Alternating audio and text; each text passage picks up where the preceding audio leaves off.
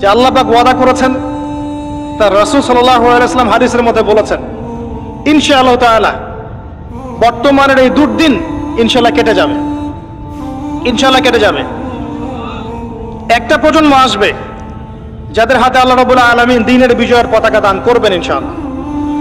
কত সালে কত বছর পর আমরা জানি না, কিন্তু এতটুকু জানি এটা হবে ইনশাআল্লাহ। যারা হবে, যাদের দ্বারা হবে, তারা কোশ্চিনকালেও এরকম রিয়া, অহংকার, হিংসা বিদ্বেষ, আইওয়াস, হারামখোর, দুনিয়ামুখিতা এ ধরনের সংস্কৃতিতে অভ্যস্ত হবে না ইনশাআল্লাহ। মাহফিল অ্যাপ, একজন মুসলিম হিসেবে মাহফিল অ্যাপ ব্যবহার করা আমাদের ঈমানি দায়িত্ব। যাদের দ্বারা হবে দেখবেন তারা তাওহীদপন্থী হবে, সুন্নাহপন্থী হবে, হালাল খাবে, ওদের পারিবারিক আদর্শ ঠিক থাকবে, ওদের মাঝে ঐক্য থাকবে এবং নিজের জান মাল সময় শ্রম দিয়ে তারা আল্লাহর পথে কাজ করবে ইনশাআল্লাহ। দেখে নিয়েন তাদের দ্বারা ইসলামের বিজয় হবে ইনশাআল্লাহ। মাঝখান থেকে কি হলো?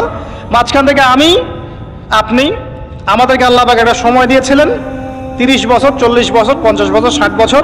এই সময়টুকুকে আমরা অপচয় করলাম, আর কিচ্ছু না। আর এই সময় একটা চান্স একবার চলে গেলে আর কখনো আসবে না। ইমাজিন, আপনি মনে করেন ইউ আর ডেড, আপনি মারা গেছেন, তারপর বুঝবেন যে আপনি মারা যাওয়ার পরেও উম্মার কিছুই যায় আসে নাই, এই মহাবিশ্বের কিচ্ছু যায় আসেনি, আপনি এসেছেন চলে গেছেন। যখন ছিলাম পৃথিবীতে তখন আমি আমার উপর অর্পিত দায়িত্ব কতটুকু পালন করেছি এর হিসাব আমাকে দিতে হবে পরকালে কিয়ামতের মাঠে। আল্লাহ পাক আমাদের কথাগুলোর গভীরতা বোঝার তৌফিক দান করুন।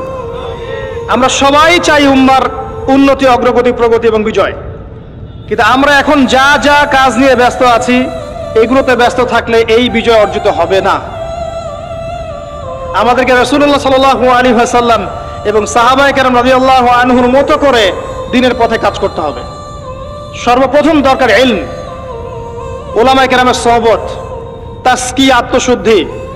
আপনার দরকার উলামায়ে কেরামের মধ্যে ইউনাইটেড একটা প্ল্যাটফর্ম, একটা যোগ্য নেতৃত্ব, সবাইকে নিজের ভাই মনে করার মানসিকতা, নিজের দেশ, জাতি, উম্মাকে একসাথে নিয়ে এগিয়ে যাওয়া, সবার কল্যাণকামী হওয়া।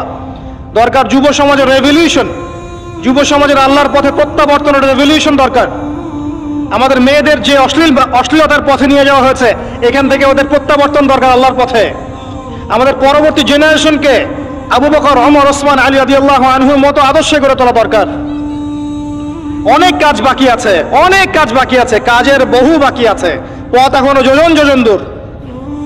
আমরা এমন কিছু করে ফেলিনি এখনো যে বাংলার মাটিতে দিন কায়েম হয়ে গেছে, এমন কিছু করিনি আমরা এখন। আর আমরা এভাবে হেলায় খেলায় যদি সবকিছু পার করতে থাকি, এখন যা আছে 10 বছর পর সেটাও থাকবে না। দেখে নিয়েন, দেখে নিয়েন, এখন যা আছে এভাবেই যদি চলতে থাকি আমরা, আগামী 10 বছর এটাও থাকবে না। তখন আফসোস করতে হবে আগের 10 বছরই মনে হয় ভালো ছিল। হ্যাঁ, বিগত 10, 20, 30, 40, 50 থেকে যদি এভাবে কাজ করতে পারতাম হয়তো আজকে আমাকে অবস্থা দেখতে হতো না। কথাগুলো অনেকের মনোপুত হবে না আমি জানি, কিন্তু যাদের মনোপুত হবে না তাদের নিয়ে আমার মোটেও মাথা ব্যথা নাই।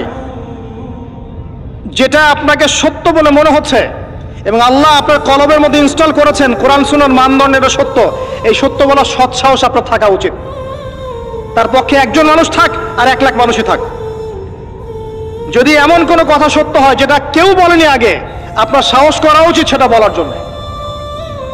আজকে থেকে 6 বছর আগে বলেছিলাম যে পেপার মানি থাকবে না, বলেছিলাম।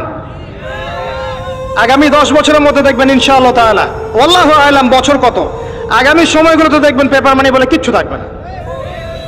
ডিজিট দিবেন, খালি ডিজিট। তার চেয়ে ডেঞ্জারাস বিষয় হচ্ছে এই ক্রিপ্টোকারেন্সির উপরে গভর্নমেন্টের কোনো নিয়ন্ত্রণ থাকবে না।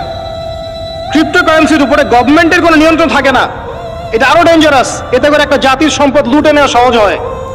যারা এই কাজগুলো করছে পরিকল্পিতভাবে করছে, এমনি এমনি করছে না, সুপরিকল্পিতভাবেই করছে এগুলো। অতএব যেটা বর্তমান, সেই বর্তমান সম্পর্কে যদি আপনি সচেতন না হন, আপনার কাছে মনে হবে যেটা ভবিষ্যৎ বক্তা মনে হয়, অথচ এটা ভবিষ্যৎ ছিল না, এটা বর্তমানই ছিল। আপনি বর্তমান সম্পর্কে গাফেল ছিলেন বলেই বুঝতে পারেন নাই। আর এখনো যেটা বললাম এটা বর্তমান, এটা ভবিষ্যৎ নয়। বর্তমান সম্পর্কে গাফেল থাকলে আপনি বুঝতে পারবেন না। লাহুম কুলুবুন লা ইয়াফকাহুনা বিহা ওয়া লাহুম আযানুন লা ইয়াসমাউনা বিহা ওয়া লাহুম আ'য়ুনুন লা ইউবসিরুনা বিহা উলাইকা কাল আনআম বাল হুম আদাল ওয়া উলাইকা হুমুল গাফিলুন। আজকের বক্তব্যের টপিক এটা ছিল না যে আমি আলোচনা করলাম। আমি অন্য কিছু চিন্তা করেছিলাম, কিন্তু আমি আশা করি এই কথাগুলো আপনাদের কাজে দিবে, এই কথাগুলো মানুষের কাছে ছড়িয়ে যাবে ইনশাল্লাহ। প্রথম কথা হচ্ছে উম্মার অবস্থা ভালো না, মুসলিম উম্মার অবস্থা এখন ভালো না, এখন সেই সোনালী যুগ চলছে না। এটা আবু বকর, ওমর, ওসমান, আলীর যুগ নয় রাদিয়াল্লাহু আনহুম। এটা উসমানীয় খেলাফত নয়, উমাইয়া, আব্বাসীয়, ফাতেমি খেলাফত নয়। এটা মিশরের মামলুক শাসন নয়, কর্ডোবার ইসলামিক খেলাফত নয়। এটা তো অটোমান এম্পায়ারদের মতো সময়ও নয়, যখন অ্যাটলিস্ট একটা শেল ছিল। এতিম অবস্থায় আছি আমরা। সারা ওয়ার্ল্ড ওয়াইড তাকান, দেখবেন মুসলিমদের স্বতন্ত্র কোনো খেলাফা স্টেট নাই, আছে? পুরো মুসলিম উম্মার দিকে তাকান, যেদিকে তাকাবেন সেদিকে মুসলিমরা মার খাচ্ছে দেখবেন। যে কোনো কান্ট্রি বেছে নেন, দেখবেন মার খাচ্ছে। পুরো উম্মার দিকে তাকান, মুসলিমরা আছে সবচেয়ে বড় সুদখোর, মুসলিমরা সুদ খাচ্ছে। মুসলিম উম্মার যুবকরা আজকে নাস্তিক হয়ে যাচ্ছে। জেনারেল লাইনে পড়া ম্যাক্সিমাম যুবক কোরআন তেলাওয়াত করতে পারে না। ম্যাক্সিমাম মেয়েরা আজকে বেপর্দায় চলছে। ম্যাক্সিমাম আলেমদের মধ্যে আপনি দেখবেন বিভক্তি। উম্মাহ সেই সোনালী যুগে আর নেই এখন। পলিটিক্যালি আপনার কাছে কোনো পাওয়ার নাই, ইকোনমিক কোনো সেকশন নাই, স্বতন্ত্র কোনো ইকোনমিক সিস্টেম নাই, কোনো মিডিয়া নাই আপনার স্বতন্ত্র, স্বতন্ত্র প্রযুক্তিও নাই, স্বতন্ত্র সামরিক বাহিনী নাই। এবং কয়টা মুসলিম কান্ট্রি আপনি পাবেন যাদের পারমাণবিক অস্ত্র আছে? ওভারঅল সারা বিশ্ব জুড়ে আমাদের অবস্থা ভালো না, এটাকে বুঝতে হবে আপনাকে। এরপর আপনাকে চিন্তা করতে হবে কিভাবে কাজ করা যায় ব্যক্তিগত পর্যায়ে, as a nation, as a উম্মাহ, as a family, as a organization, কিভাবে আগানো যায়। কোনো ফিকির দেখি না আমি যুবকদের মধ্যে এখন। কয়টা যুবককে আপনি দেখবেন যারা ফিকির করছে? জেনারেল লাইনে পড়া কাদের মধ্যে ফিকির আছে? যখন আল্লাহ যাদেরকে দায়িত্ব দিয়েছেন তারা ফিকির করে না, আল্লাহ পাক অন্য কওমকে নিয়ে এসে ওদের জায়গায় বসায় দেন। ইস্তাবদিল কওমান গায়রাকুম সুম্মা লা ইয়াকুনু আমসালাকুম, আল্লাহ সূরা মুহাম্মাদের মধ্যে বলেছেন, ইন তানসুরুল্লাহ ইয়ানসুরুকুম, তোমরা আল্লাহকে সাহায্য করলে আল্লাহ সাহায্য করবেন। আমরা যদি আল্লাহ দিনকে সাহায্য না করি, দিন কি এমনি এমনি প্রতিষ্ঠা হবে নাকি?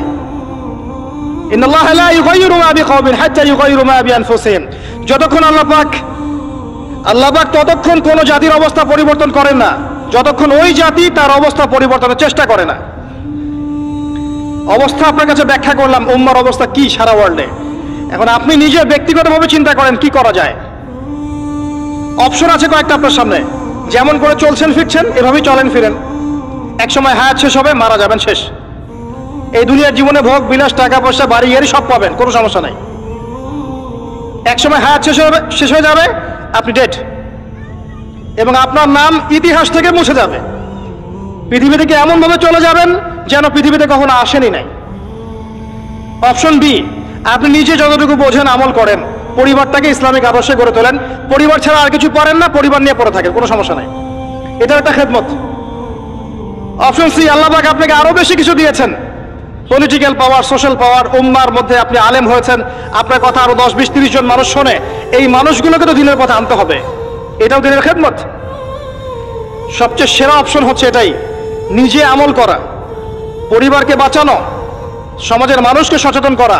আল্লাহ পাক যতটুকু সামর্থ্য দিয়েছেন এই সামর্থ্য দিয়ে দিনের খেদমত করতে চেষ্টা করে। ছোট ছোট খেদমত ইনশাআল্লাহ পরবর্তীতে বড় উপকার নিয়ে আসবে ইনশাআল্লাহ। আল্লাহ পাক আমাদেরকে দিনের জন্য কবুল করুন, আমিন। যাবতীয় লৌকিকতা ত্যাগ করার তৌফিক দান করুন। যাবতীয় রিয়া, অহংকার, হিংসা, বিদ্বেষ, গীবত, তহমত, সমালোচনার সংস্কৃতি বর্জন করার তৌফিক দান করুন। আল্লাহ পাক আমাদের মধ্যে বিভক্তিগুলোকে দূর করে দিন। আল্লাহ পাক আমাদেরকে স্মার্ট মুসলিম হওয়ার তৌফিক দান করুন। আল্লাহ পাক আমাদেরকে বিশ্বের অবস্থা বোঝার তৌফিক দান করুন, উম্মার অবস্থা বোঝার তৌফিক দান করুন, যুগোপযোগী করণীয় ফিক্স করার তৌফিক দান করুন। আল্লাহ পাক আমাদের যুবক ভাইদেরকে হেদায়েত দান করুন, আমাদের যুবতীদেরকে আল্লাহ পাক দ্বীনের পথে ফিরিয়ে নিয়ে আসুন। প্রত্যেক ঘরে ঘরে আল্লাহ পাক ইব্রাহিম তৈরি করে দিন, প্রত্যেক ঘরে ঘরে আল্লাহ পাক ইসমাইলের মতো সন্তান তৈরি করে দিন, প্রত্যেক ঘরে ঘরে আল্লাহ পাক হাজরা, সারার মতো স্ত্রী তৈরি করে দিন, প্রত্যেক ঘরে ঘরে খাদিজা রাদিয়াল্লাহু আনহা তৈরি করে দিন, আয়েশা রাদিয়াল্লাহু আনহা তৈরি করে দিন। আল্লাহ পাক যুব সমাজকে রাসূলুল্লাহ সাল্লাল্লাহু আলাইহি ওয়াসাল্লামের সাহাবীদের মতো কবুল করুন, এবং আগামী এই 50 বছরে যে লড়াই সামনে আসতে যাচ্ছে আল্লাহ পাক এই লড়াই উম্মাহকে যেন বিজয়ী করেন, আল্লাহুম্মা আমিন।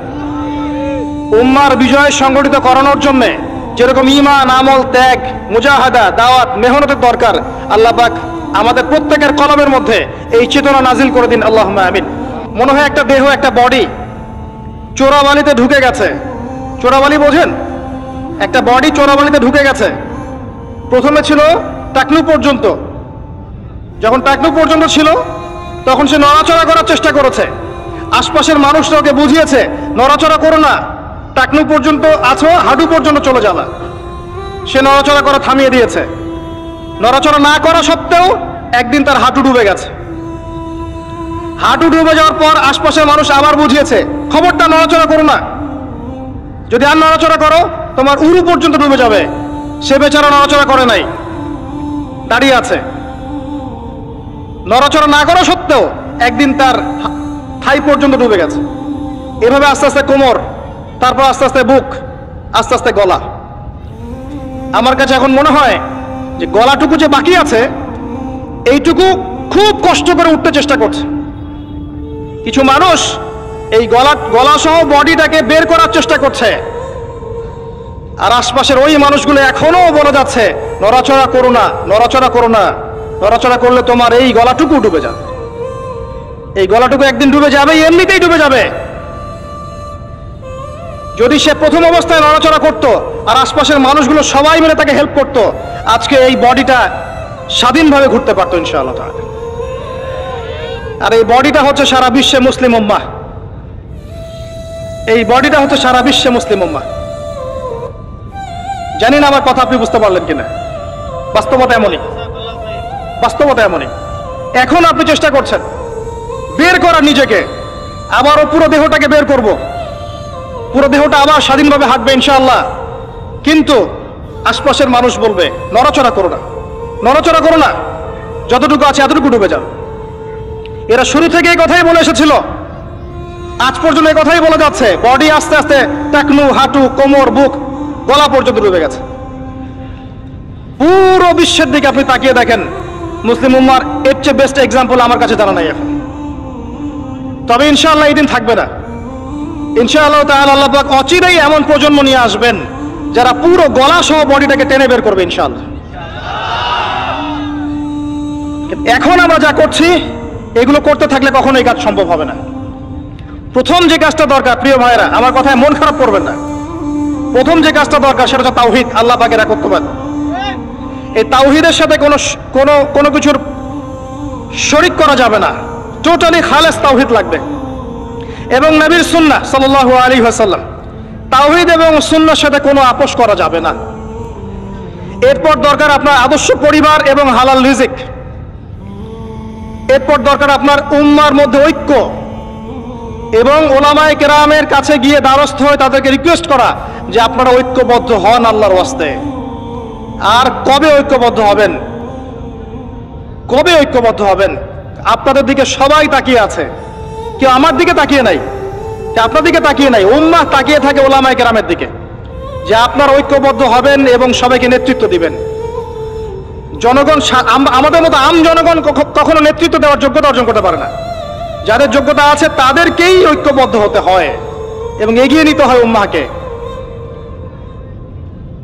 এখানে ঐক্যের দরকার আছে, এই জায়গায় কাজ করা দরকার, লিবারাল প্ল্যাটফর্ম দরকার। সারা জীবন যদি একজন আরেকজনের বিরুদ্ধে একটার পর একটা সিরিয়াল পর্ব করতেই থাকে, কোনো দিনও উম্মার মাঝে ঐক্য হবে না।